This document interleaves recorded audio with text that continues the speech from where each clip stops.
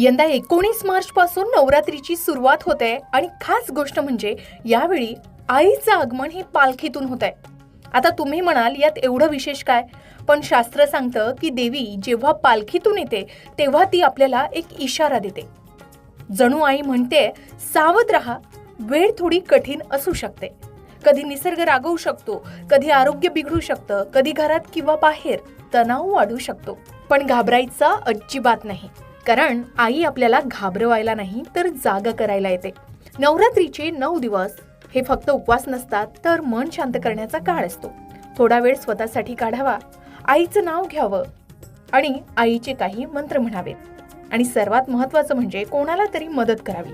एखाद्या गरजवंताला किंवा कन्यापूजन या चैत्र नवरात्रामध्ये आवर्जून करावं, कारण आई यामुळे जास्त खुश होते. कारण जिथे दया आहे, प्रेम आहे, तिथे आईला प्रसन्न वाटतं. आणि खूप सुंदर गोष्ट, जरी आईचं आगमन पालखीतून होत असलं तरी तिचं प्रस्थान हत्तीवरून होणार आहे. याचा अर्थ म्हणजे सुरुवातीला थोडी परीक्षा असेल, पण शेवटी आई आपल्या आयुष्यात सुख, शांती आणि समृद्धी देऊन जाणार आहे. म्हणून या नवरात्रीत फक्त एकच ठरवा, काहीही झालं तरी मी माझ्या श्रद्धेवर ठाम राहणार. कारण आई आपल्या सोबत नेहमीच असते, प्रत्येक क्षणी असते. आता चैत्र नवरात्रीत देवीच्या पालखीतून आगमनाविषयी सविस्तर बोलायचं झालं तर यंदा चैत्र नवरात्रीची सुरुवात ही गुरुवार दिनांक 19 मार्च 2026 पासून होत आहे.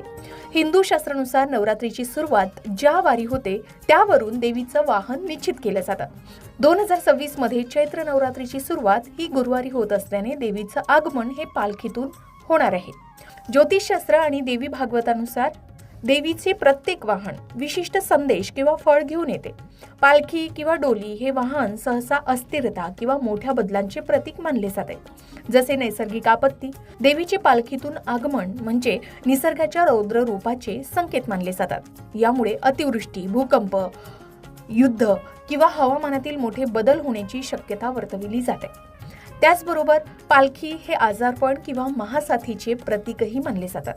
त्यामुळे या काळात आरोग्याची काळजी घेणं महत्त्वाचं आहे. एवढंच नाही तर देश दुनियेच्या आर्थिक स्थितीवर चढ उतार किंवा राजकीय अस्थिरता येण्याची शक्यता ज्योतिष तज्ञ व्यक्त करतात. शास्त्रात पालखीच्या आगमनाला अशुभ मानले जात असलं तरी भक्तांसाठी हा काळ साधना, संयमाचा असतो. संकट टाळण्यासाठी किंवा त्याचा प्रभाव कमी करण्यासाठी विशेषतः प्रार्थना आणि भक्तीवर भर दिला जातो. देवीचं पालखीतून आगमन म्हणजे आईने आपल्याला सावध राहण्याचा इशारा दिला आहे असं समजून शिस्तबद्ध पद्धतीने जीवन जगणं फायदेशीर ठरू शकतं. जसे आगमन महत्त्वाचे आहे तसेच प्रस्थानही महत्त्वाचे असते. यंदा चैत्र नवरात्रात